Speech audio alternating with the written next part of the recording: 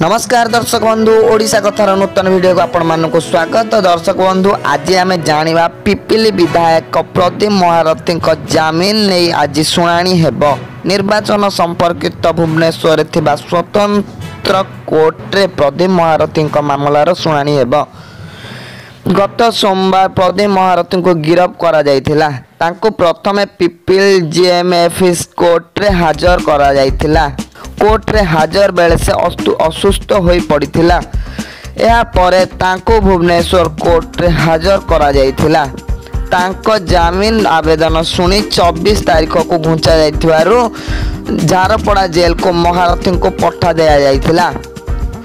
सूचना अनुसार प्रदीप महारथी फार्म हाउस रे मद और टंका बंटा जाउथिबा खबर पाई चढ़ाऊ पाई जाउथिबा फ्लाइंग स्क्वाड मजिस्ट्रेट और अन्य सदस्य को आक्रमण करा होइथिला।